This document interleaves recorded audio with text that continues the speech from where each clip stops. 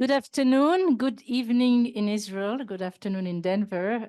It's wonderful to see almost a full room. I know we have quite a number of people who have registered on the webinar. So to you, hello, who are on the webinar, listening to us. I would like to, first of all, welcome and thank you for coming to the Center for Middle East Study event. Just a couple of words about what the Center of Middle East is. We are a center committed to academic freedom. We provide a platform of variety perspective on regional issues. We are designed to improve understanding, deepen education, and foster dialogue.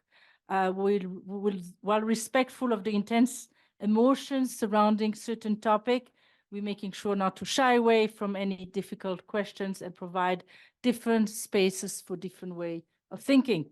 While not understanding specific perspective or policy, we strongly believe in robust and rigorous conversations, and that are always conducted in the spirit of the common good, including the advancement of human rights. So we organize conferences, community learning, courses on the Middle East, student exchange programs, student-led clubs, etc.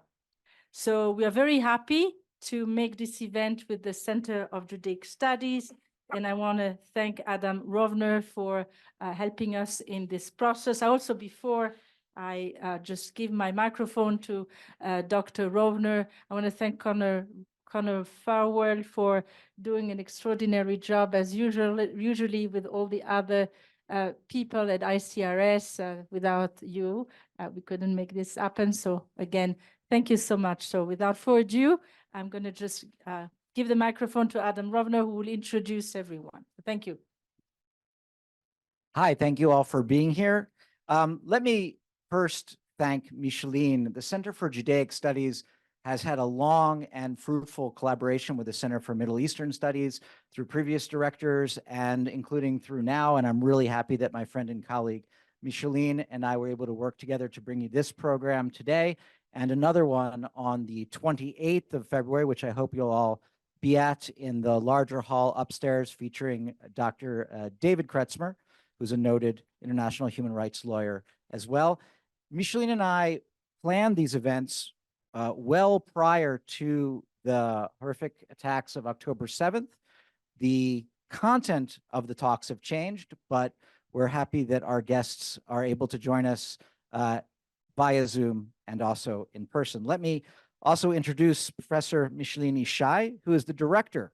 As we've said, she is a political scientist known for her work in political theory, international relations, human rights, foreign policy, and especially in the Middle East. At the Korbel School, she was the founding director of the MA in Human Rights. Her primary research and teaching are the Middle East and human rights, which are also the primary concerns of the center.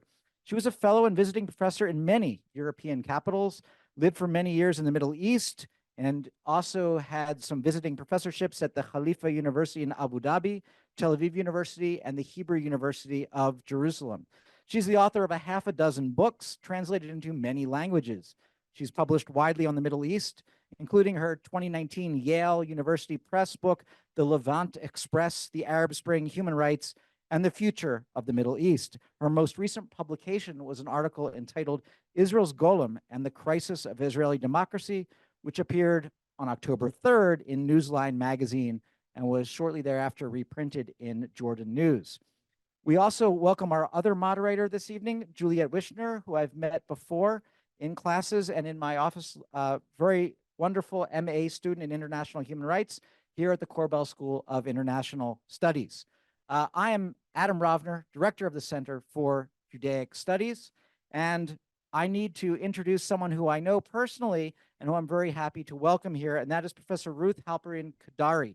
She's an expert on family law and international women's rights and is the founding director of the Rachman Center for the Advancement of the Status of Women at Bar-Ilan University, which is part of the law faculty in Israel.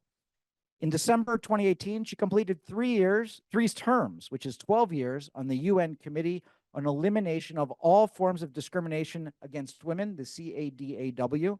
She served twice as the vice chair of that committee and as the first chair of the Working Group on Inquiries. She's a recipient of numerous international awards, including the U.S.'s State Department Award for Women of Courage. And in 2018, she was named one of Apolitical's 100 most influential people in gender policy in the whole world. Professor Halperin-Kaddari is committed to achieving justice and recognition for the victims of sexual violence and gender-based atrocities committed by Hamas on October 7th. Since the very next day, October 8th, she has been working tirelessly to achieve this goal.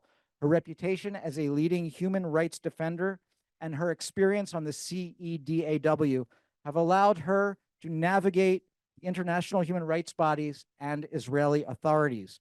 She's held meetings with leading decision makers, particularly at the UN. These include Volker Turk, who is the High Commissioner for Human Rights, as well as the UN Secretary General's Special Representative for Sexual Violence and Conflict, Ms. Pramila Patten. She has also given countless interviews to international media outlets and held webinars with communities across the world. We are very fortunate to have her here today via Zoom joining us. Please welcome Professor Halperin-Kaddari. Thank you.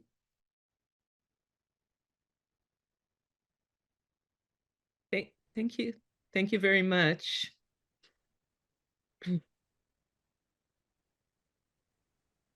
Thank you so much, Dr. Halperin-Kaddari, for being here. I've asked her, Dr. Kaddari, to speak for about 20 minutes, and we were going to follow up with some questions on this particular floor with Juliette and myself, and then we'll take Q&As as we move forward. So thank you so much. So why don't I leave you the microphone on the other side? Thank you. Thank you, Micheline. I'm sorry I cannot be there in person, but maybe we'll be able to make it at some point in the future. But I'm glad for the opportunity to address you, even if virtually, because this topic, of course, is extremely important and timely.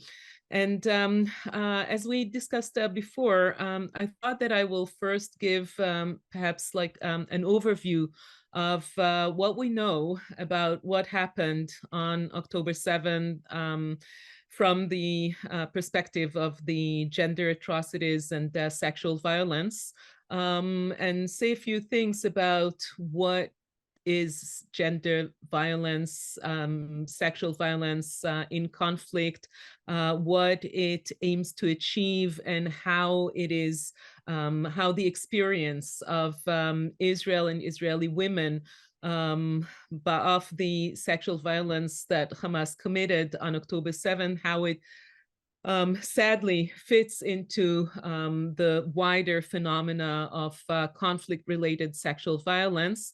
And then I want to address the reaction of the world, of particularly the human rights community, the international human rights community, women's rights organizations, and perhaps also mention academia and U.S. academia in that respect.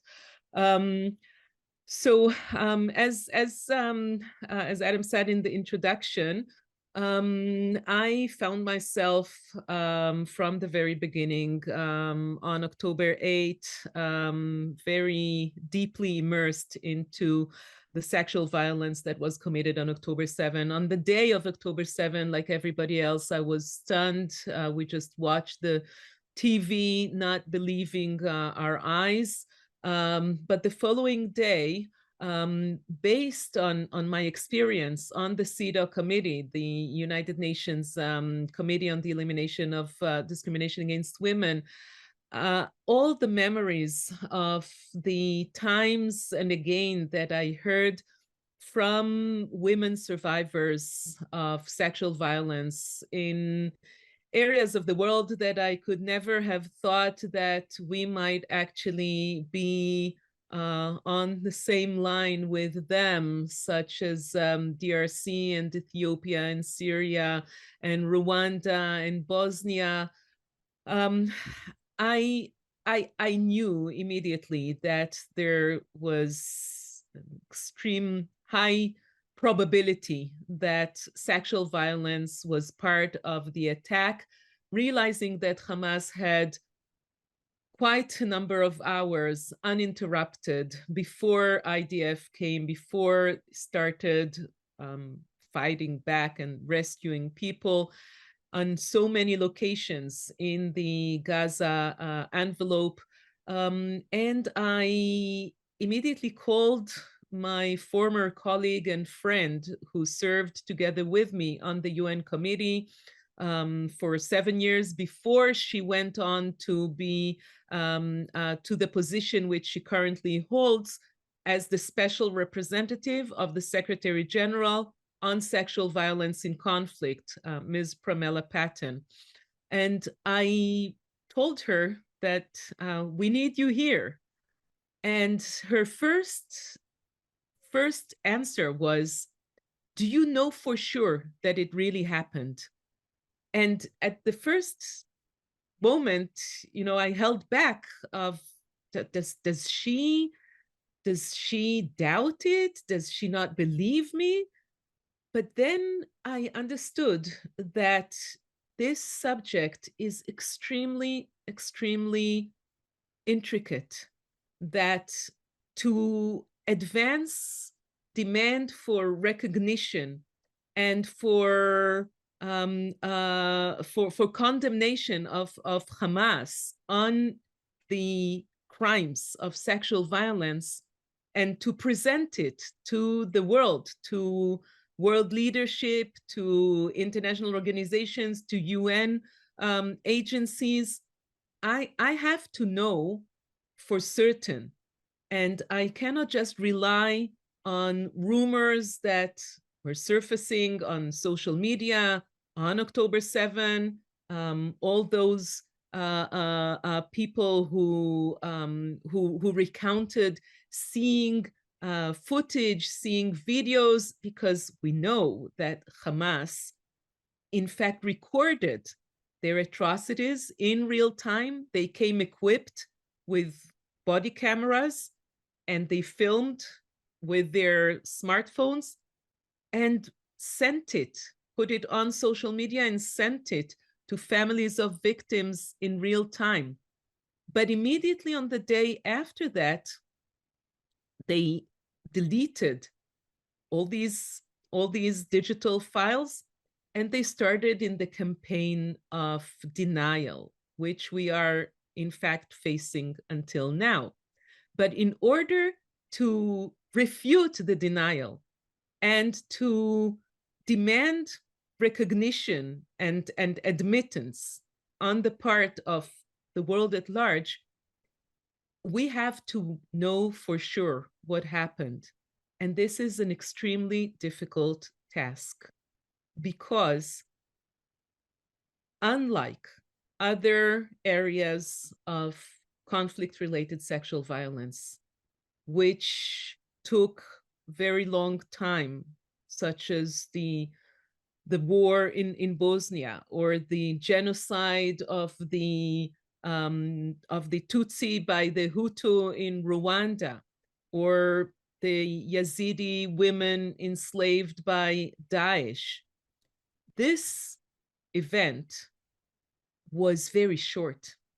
It was less than a day, and most of the victims were murdered immediately after they were assaulted. And the Israeli authorities, police, IDF, health authorities, first responders, nobody was prepared for such a huge amount of bodies, of casualties, amounting to close to 1,300 casualties on that day. And I was at the Shura military bases, which was turned into a morgue. And I talked to the people who worked there. And when you hear them describing what they went through on October 7, 8, 9, and the following weeks, this was a scene from hell. Bodies piling one on top of the other, many of them, and I apologize now, and maybe we should have also given a trigger warning. Some of my descriptions, some of the things that I will say will contain descriptions which might be hard to listen to. I promise I will not go into the very, very graphic details, but still, some people might find even that difficult to hear. So many of those bodies that entered the morgue were dismembered, were burnt to charcoal, they were missing limbs. And the first priority of those people who worked there was to identify, to let all the thousands of family members who had no idea what happened to their loved ones. Have they been murdered? Are they hospitalized? Are they missing? Perhaps they were taken to Gaza. Recall that during the very first weeks, we didn't even know how many people were actually taken hostage to Gaza. So the number one priority was to identify the casualties as soon as possible with dignified treatment and respect and put them to burial. And there were no forensic examinations done on the bodies. So much of the forensic evidence had in fact been buried together with the victims. And the few that survived the attack and the assaults, the vast majority of them was actually taken hostage to Gaza. There are a few survivors of sexual violence and sexual assault, but they're not speaking now. And it may take long, long time before they are able or willing to speak. The timeline that is needed for healing, whatever healing is possible after such horrific attack, which also involves life-risking situation, when the survivor sees all the people around her being mutilated and murdered, the time that is needed for this healing is extremely long. And we know from experience that even in everyday sexual violence, if there's such a thing as everyday sexual violence, but not in conflict times, many of the survivors never speak out. So those survivors who are in Israel, and I know because I know there are therapists who are taking care of them, whether it is the rape crisis centers or private therapists, or even the authorities. The welfare authorities also reported on 5 people who are getting treated, 4 women and 1 man. But those few survivors are not speaking now. So if we want to know what happened, and if we want to present it to the world, we are facing a difficulty in the sense of lacking those quote unquote traditional evidence or traditional proofs, which might explain to a certain degree the early hesitation on the part of some of the outside organizations and even inside Israel. I would also point to the fact that even within the police force in Israel, which is now in charge of the largest and most challenging criminal investigation in Israel's history, for the police unit that is in charge on this investigation, it took them 3.5 weeks to establish a subunit within that unit that would be in charge with the overall responsibility of the gendered aspects of the attack. So for the first 3.5 weeks of conducting this investigation, even Israeli authorities, the police, did not put together all the threads and did not realize that a major part of the Hamas massacre on October 7 was something that we had never tackled before, that we had never experienced before.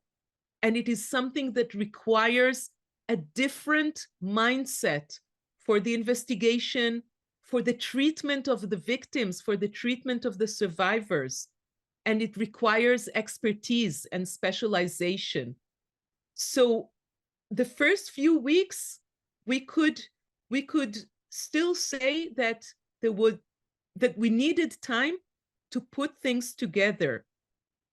But within very short time, we already started seeing the footage and the photographs and hearing from the first responders who testify about what they saw and what they found, and show us what I call the bodies that speak. The bodies that speak, namely, all those bodies that were found by the rescue forces, by the first responders, whether it is IDF fighters or police forces, or the Zaka people, those belong to usually Orthodox, ultra-Orthodox organization whose mission is to collect bodies after disasters, natural disasters, or terror attacks, and bring them to burial. And what we saw already at the very early stages was a systematic pattern of bodies that were found either fully naked or naked from the waist down, many of them with legs spread and in positions that leave no doubt as to what happened to them prior to their death. And then started hearing from eyewitnesses, from survivors who testified to what they had witnessed in real time. The first witness, a very brave young woman who testified that she hid in the bushes and she saw a gang rape taking place very close to the place where she hid. I will not describe the exact details of what she saw, but I will just say that this also included a severe and extreme form of mutilation of the woman who was raped. And I emphasize that because it shows a pattern that we saw afterwards in several other places through the bodies that were found, meaning that there could be, it was clear that the other bodies that were found had also experienced assault, which was combined with a similar form of mutilation. And this also matches the description coming from those who took care of the bodies at the Shura military base, also described the bodies of the female soldiers who were brought to the morgue, many of them similarly without their either in torn underwear or without underwear, bleeding from the bottom of their bodies, and some of them also severely mutilated. Now, I will not continue in describing all the evidence, but at this point in time, we already have many indications and mounting evidence that, in my mind, clearly shows a pattern that was repeated in several locations. It is the Nova Music Festival. It is the Nachal Oz military base. It is at least 3 of the kibbutzim, Be'eri, Kfar Aza, sorry, and Nachal Oz, and Re'im, sorry, and on Road 232. And this is important because if we want to connect this to international law and to the concept of crimes against humanity, we have to prove a system. We have to prove a pattern. And in my view, if we connect all these dots together and we realize that the same pattern of cruelty, of extreme cruelty that came together with the sexual assault that was done at the same time in several locations, and adding to that the fact that many of the Hamas terrorists were issued drugs before they went on the attack. And these specific drugs are drugs that were used by ISIS fighters, Captagon, which decreases moral inhibitions and increases the level of violence and alertness. All this proves that premeditation and the preconception to use sexual assault and sexual violence as part of the plan to attack. And this is where we have to recall why sexual violence should stand out as a crime in itself within all the other atrocities that were committed, that were part of the massacre. I myself had not watched what is known as the horror movie, the 47 minutes of the horror movie by the IDF. I don't think I could bear it. I have seen enough, and I'm seeing enough of what relates to sexual violence, and I have to see that, because if I speak, for instance, to the High Commissioner on Human Rights and I am briefing him on what happened, I have to be able to say that I saw these pictures and I saw these videos and I saw that footage and I spoke to the people personally. But I don't want to see all the other atrocities which are beyond any human imagination. But what's different in sexual violence is that it is intended not just to torment or to torture or to harm the specific individual, usually women, but sometimes also men. And part of the gender atrocities that took place on October 7 were also directed against men and not only women. But they are intended to terrorize and to harm the whole collective, the whole community, the whole nation of the enemy. The body of the woman is symbolizing the body of the nation. The body of the woman is taken as the battlefield. And when she is violated, the whole nation is violated.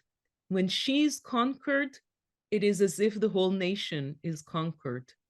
When she is humiliated, it is also taken as the ultimate humiliation of the whole community, particularly of the men of that community who were not able to protect, quote unquote, their own women.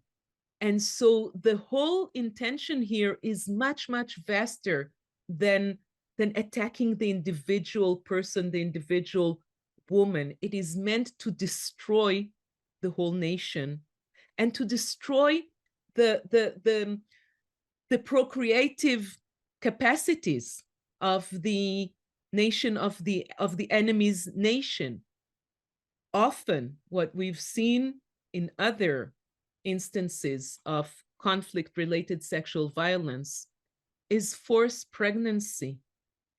And that is perhaps some of the cruelest means to turn the woman or the women, the group of women, to turn them, to force them to bear children for the conqueror, for the attacker, for the aggressor, knowing that their children would be deemed as belonging to the attacker's ethnic community or nation and not to the community of the woman, and knowing that these women will be ostracized and will be outcast and will not be able to go back to their own communities. In the case of October 7, as I said, most of the victims were immediately murdered, silenced forever. But we also know, and it is now out there, because the hostages came back from captivity, are speaking about that loudly, and the families of the hostages that are still there are speaking about that. We know that the sexual violence continues in captivity, and the concern for the possibility that perhaps some of the women had been impregnated is an extremely, extremely worrying concern. And again, it fits into this pattern of what sexual violence in conflict, what it aims to achieve, what it aims to serve. I also wanted to say a few words about the reaction of the world community, of the international human rights community and organizations, and particularly UN bodies. As I said, I reached out to my colleague, to my former colleague, on the following day, on Sunday, after October 7. And the day after that, on Monday, I knew that the CEDAW committee, the committee of which I was part of before, was starting its one of its 3 annual sessions in Geneva. Every session is taking 3 weeks. And so I knew that the whole community is together and they can discuss and they can decide to issue statements like they had done on a number of occasions before. And I emailed them. Of course, I didn't do it alone. In all the work that I'm doing, I'm collaborating with other women who are all committed to be part of this battle. And so we emailed the CEDAW committee, the Committee on the Rights of the Child, the Special Rapporteur on Violence Against Women, UN Women, of course, above all, and many other UN agencies. And we recounted what we knew then, which I admit was a lot less than what we know now, but there was already enough to raise concern about what Hamas may have done. And we expected them to issue statements of concern and statements of condemnation and call to investigate. And that's where the disappointment started, where one after the other, most of these UN agencies either kept silence or issued statements which immediately put on par Hamas October 7 massacre and attack and the defense attack that Israel started, that Israel launched against Hamas, against Palestinians in Gaza a few days after October 7. And when it comes to UN Women, it took them almost 7 weeks to even utter the words sexual violence and admit that there are very concerning reports on sexual violence that Hamas committed on October 7 and called for an investigation. And this was really a huge failure on the side of these UN bodies, on the side of international human rights community, because by not condemning, by not recognizing and admitting to this, they actually allow and enable the next attack, the next potential terrorist attack that might use this again as a weapon of war. It is a failure of the whole human rights system, the universal human rights system, and not just a failure of people in Israel or women in Israel. The visit of the special representative of the Secretary General that just ended last week, and her team stayed here in Israel, in fact, until tonight. They're leaving just now, I think. This visit, I very much hope, I personally was very instrumental in securing this visit, and I really hope that it will be a step in mending the crisis between Israel and the UN system. And it is meant to serve as a fact-finding mission to report to the Secretary General, so that he will be able to include addressing October 7 attack as part of his annual report to the Security Council, which is due in March. And what apparently the Secretary General realized that it is not possible, it is unthinkable that his annual report that always includes a chapter on sexual violence in conflict, it is impossible that it will not have a reference, that it will not address October 7. So we will have to wait and see what the outcome of this visit and the report will be, and we will know it in a month or so. So I think I'll stop here and we'll take questions. Thank you very much, Dr. Kaddari. This is a very moving and difficult testimony, however, extremely important. So thank you for courage in doing such difficult work and bring that element of truth that seems to have been sort of swept away so easily. I was wondering, since you're an experienced person at CEDAW and the UN, what do you think account for that slow delay in responding? Was it the lack of knowledge, the lack of forensic perhaps initially? Was it something else? Was it different from, say, what had happened in Rwanda or in Serbia? Can you just sort of speak to that? Yeah. I think it's a combination of factors. First of all, as I said, the facts are that the traditional proofs or traditional evidence, whether it is forensic exams or often there are victims, survivors who speak up, even if anonymously, but still there are. And in our case, as I said, there were no forensic examinations. due to the fact that it was actually still a battlefield. And as I explained, the primary aim to identify it and to bring to burial. So this is the first factor that we have to bear in mind. However, I would still expect these bodies to start speaking up and to start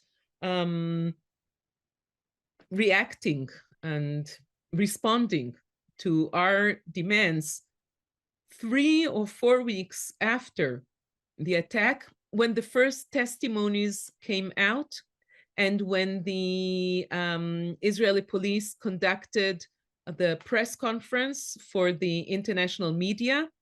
That's when we started getting the reports by the traditional media outlets, such as the first one was the CNN report, and then came the Sunday Times. And then there was an event at the UN in New York on December 3rd. At that point, I think it was really very, very reasonable to expect, to demand a strong reaction, strong condemnation. And only a few of these organizations indeed stepped up to this.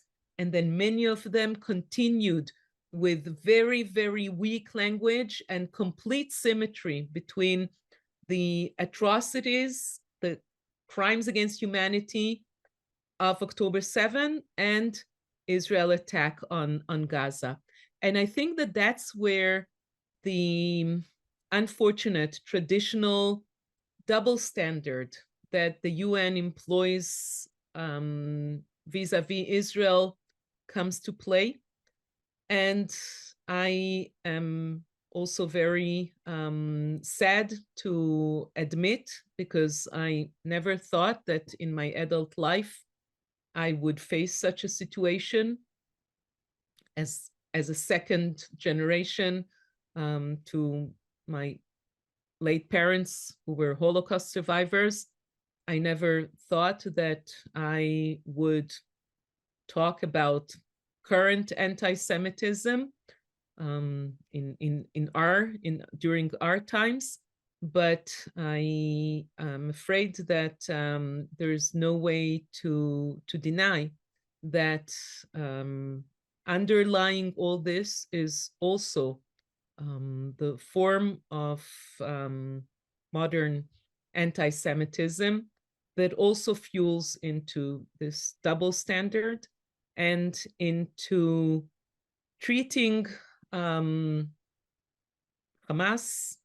Palestinians, as ultimate victims who can do no wrong and unable to view or to recognize that at that point of October 7th, the power structure had shifted and Hamas was the villain and Israel and the Jews were the victims. So I think it's really a combination of all these factors together.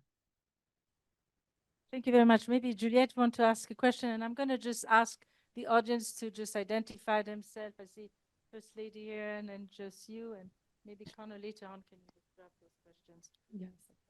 Thank you so much. I was hoping we could return a little more to the idea of collective psychology. How were the October 7th sexual violent attacks discussed in Israeli society and in the Israeli public? And how has that now affected the collective psyche, specifically with the ongoing war in Gaza? Yeah, it's an excellent question.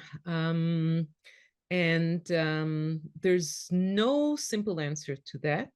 It's a process. And it changed over time. At first, there were two extremes of those who immediately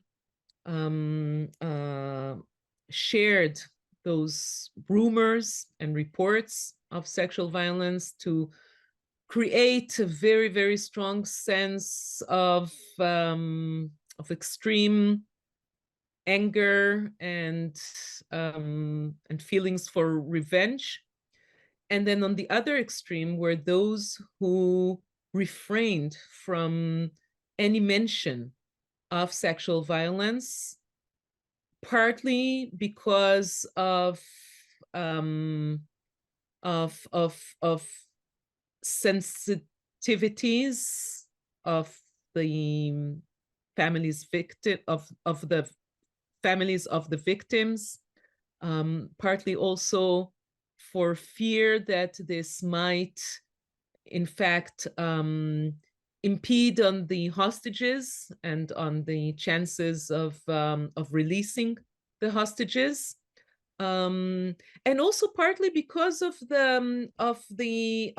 just finding it hard to believe, because, as I said, it had never been part of the Palestinian-Israeli conflict, at least not since the establishment of the State of Israel. I mean, I'm not going back to 1929. So that was the beginning. And then what it actually turned to was a sense of extreme anger towards the world, towards the international human rights community, toward UN, and mostly towards UN women.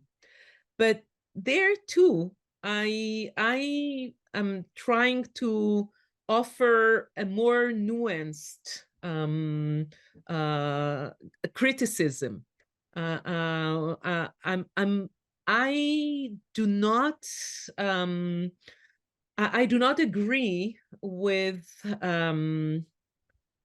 the strategy, or not the strategy, actually with the attitude of just treating the whole UN organization as one structure. I call for differentiation because there were specific agencies and specific individuals who did react in time and issue statements of condemnation. And it is just wrong to put them all together in one group and launch a battle, a crusade, actually, against the United Nations. I also think that there is some politicization and political instrumentalization of this anger towards the international world, which might be used to direct energy in one direction so that it will not be directed into a different direction, which perhaps the government is not interested in. Yeah, thank you. Thank you so much for this answer. I would like to move to the audience. I think you're still interested in asking the questions. Then this gentleman, and then behind you, Connor. If you want, you don't mind to identify yourself. If you want the speaker to see you, you'll have to turn this way. Otherwise, she'll see your back. It's up to you. All right. My name is Catherine Millette. Can we go back to your brief mention of the report in the New York Times?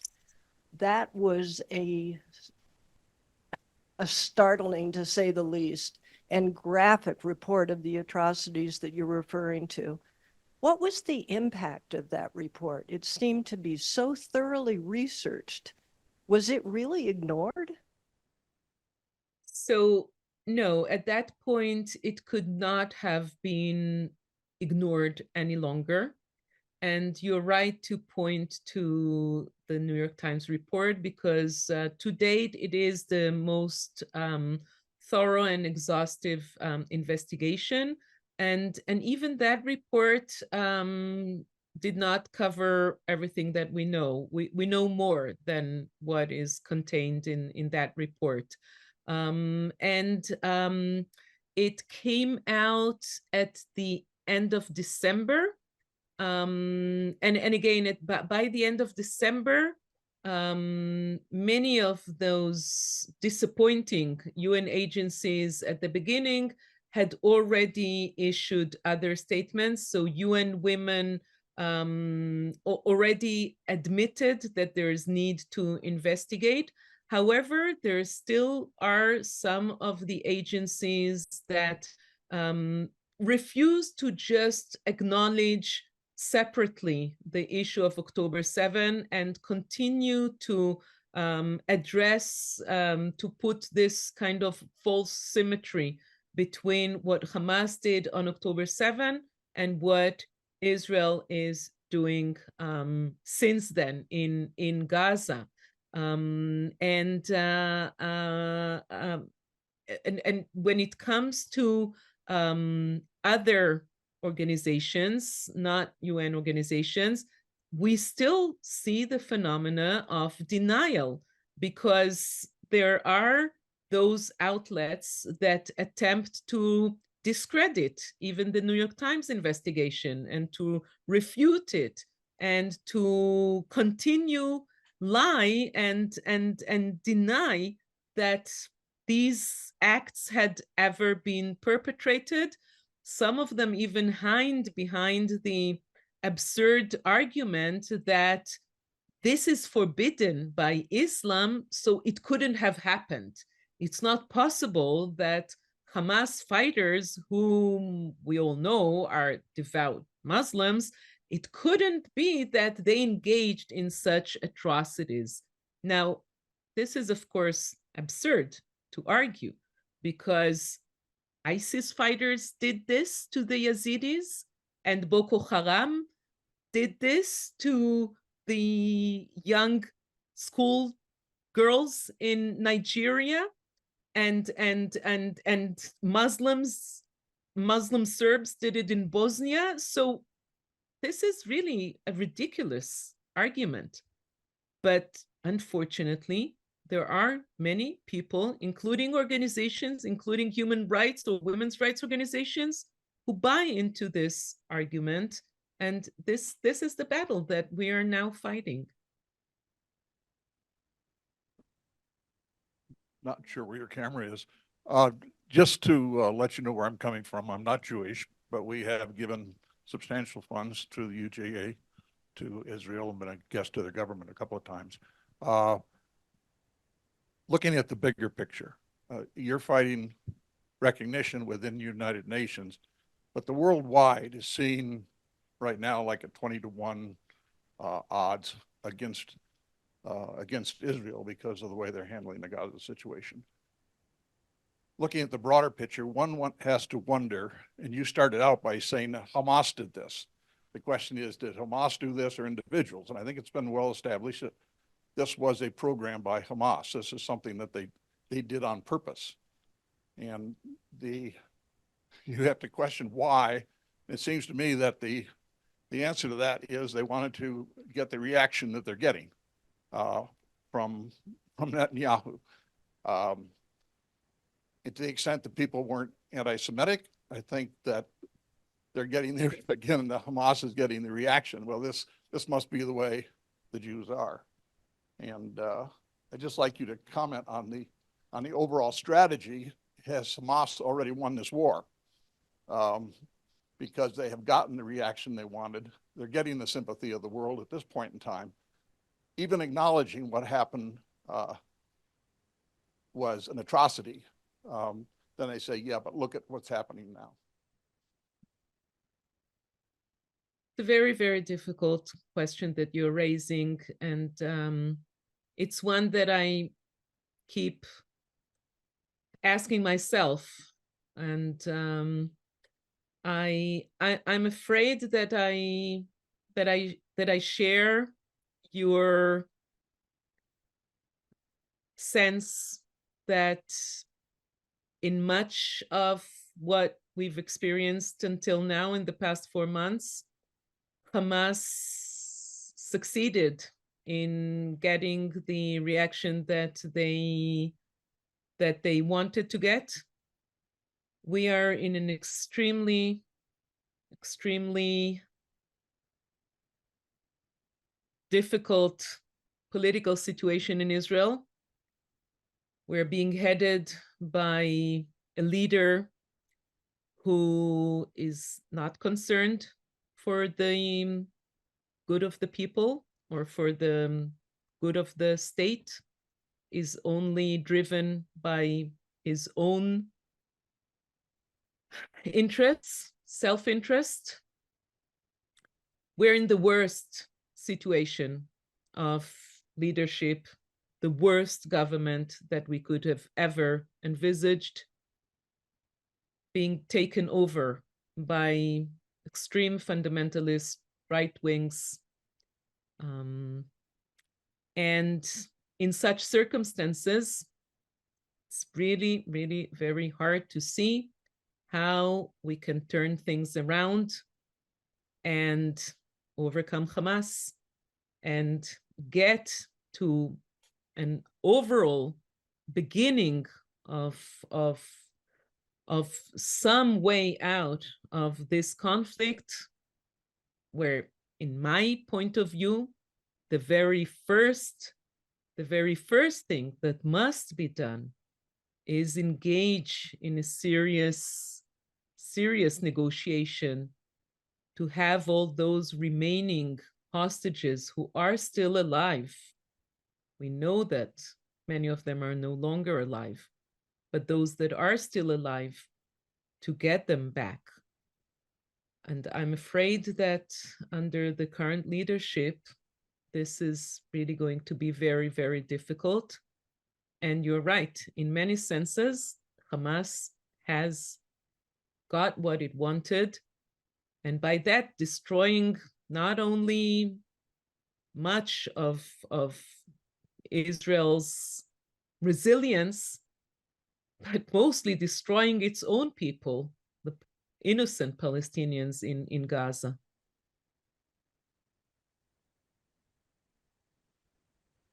Hi, my name is Madeline Leibovic. So just touching on where I'm coming from here, I'm the Jewish granddaughter of Holocaust survivors. I have worked in the humanitarian field internationally with the Red Cross, and I'm also a survivor of sexual violence myself. So I understand the burden of proof that exists in these circumstances. And I'm curious, you mentioned the time gap that happened on October 7th, where you just had this feeling you knew what could be happening before any sort of help arrived. And then, of course, the horrific number of people that had been killed on that day, like 1,200, 1,300. And since then, 20 times that many people have been killed in Gaza, and there have been reports of sexual violence both there and among prisoners who were released in the hostage exchange. And I have spoken to folks who were released from prison in Israel who are Palestinian, who also experienced violence, sexual violence there before October 7th. And so I know, at least I am, and I assume you are also coming from the perspective of wanting to overall stop sexual violence and crises.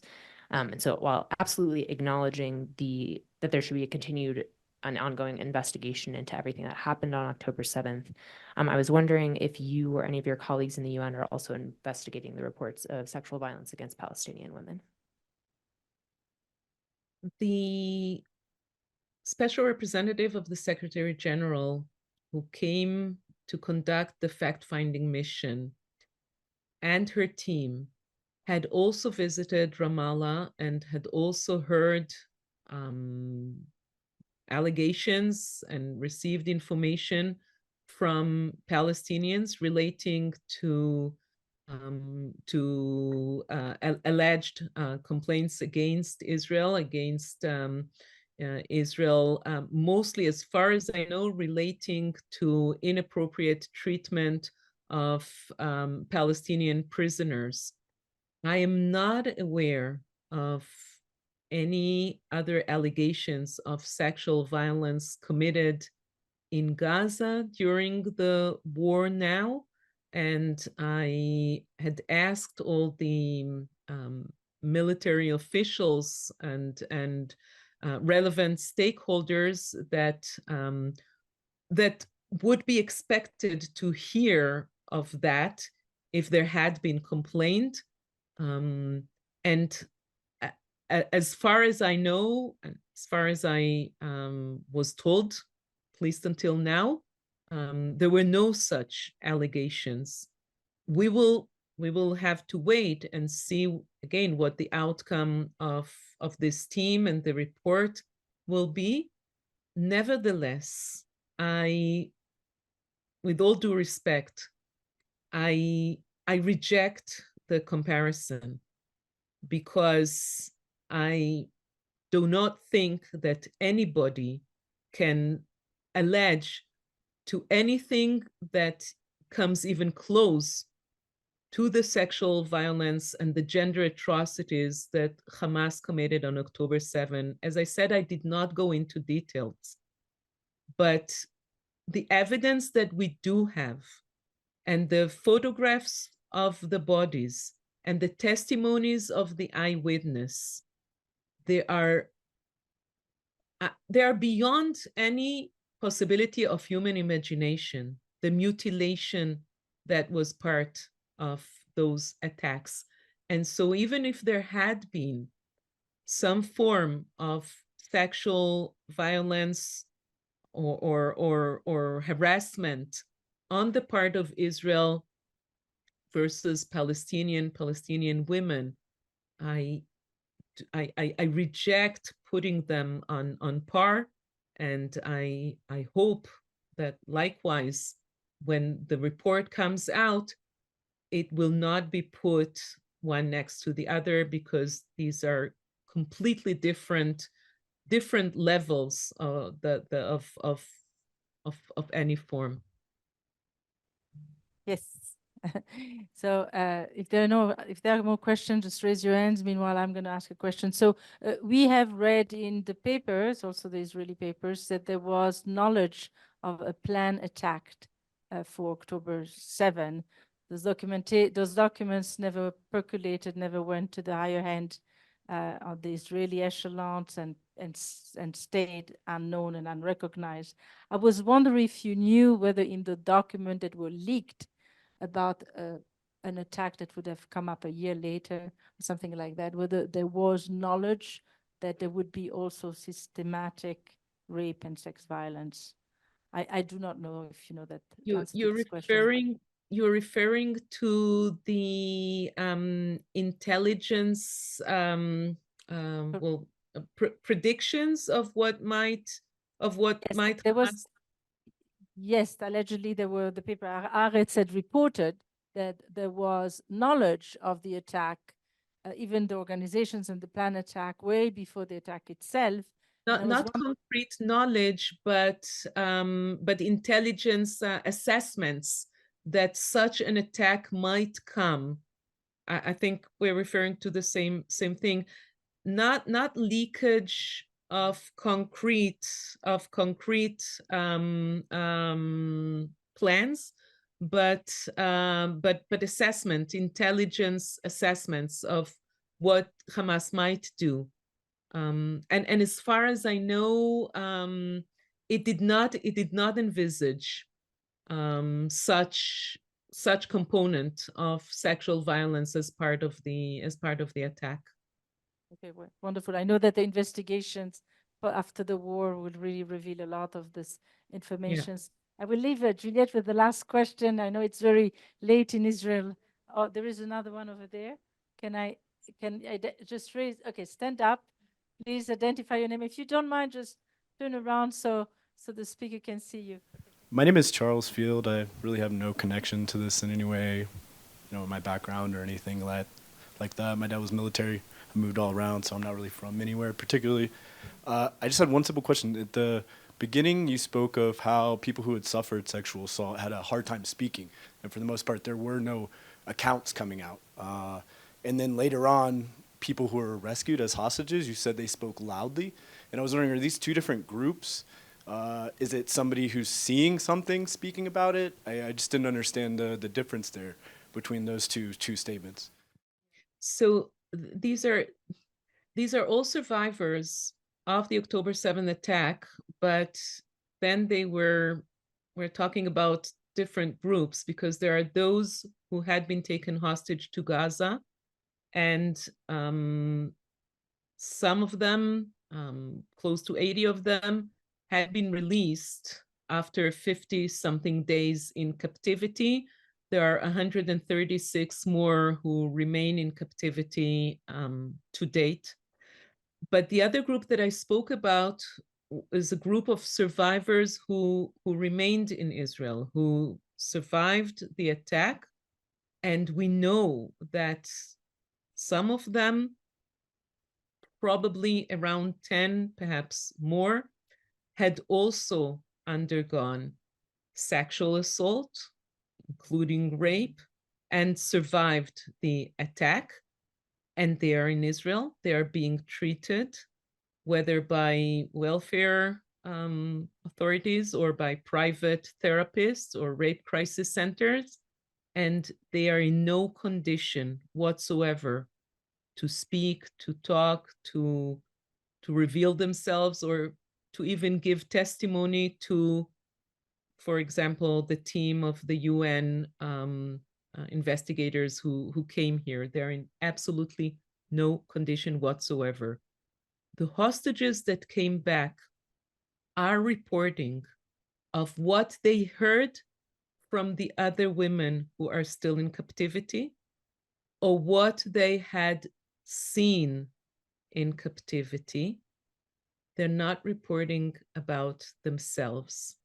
And some of them say that the reason that they are speaking is to do whatever is in their power in order to have the other hostages released. Otherwise, they would not be speaking. I do know it's 10:12 p.m. in Tel Aviv, in Israel. So I'm going to just put you through one last questions of Juliet. So if you would mind, just ask us, and then meanwhile, just then give you my microphone. But thank you. Thank you for the final word. So on a kind of more structural level, amidst the ongoing war in Gaza, where more Palestinians are dying every day, how can we have conversations about October 7th and the horrific actions of Hamas without minimizing or disrespecting the ongoing suffering of Palestinians? And why is it so important for us to continue talking about what happened to Israeli civilians on October 7th and onward? It's really an existential question that I keep asking myself. But I think that it is our duty not to let go of what did happen on October 7, because it is part of the framework, because of its larger ramifications, not just for the Jews, for Israel, but also for the world at large, because of the significance of the impact and what the use of sexual violence and rape and the use of bodies of women as a tool, as a weapon of war, what it stands for, which must be eliminated altogether. At the same time, I agree, we cannot minimize the sufferings of the people in Gaza. And whenever I talk, I recognize this, and I think that they are also victims of Hamas, who uses them as body shields, who hide their weapons within the centers of populations, within schools, within children gardens. It's just a horrific situation where both peoples are being so harmed and so affected by this terror organization. And my aim is to have this. The world recognition is not just for a symbolic recognition. It is also to get to the stage where the UN finally would recognize Hamas as a terror organization, would be put on the blacklist, and would create a coalition of countries, including Arab countries in our region, against Hamas, just like the coalition against ISIS. And to get to that point, we have to keep fighting for the truth and for recognition, including of all these horrific gender atrocities and sexual violence that was part of the massacre. Well, thank you so much. I want to have a round of applause to a terrific speaker who's have to speak very late at night about a very heart-wrenching topic. So we're very lucky and privileged to have you today with us. And thank you for stretching in the night to be with us. And this will probably provoke a lot more conversations after this. So all the best. And to you, Thank you Liza. very much. Thank Bye-bye. you.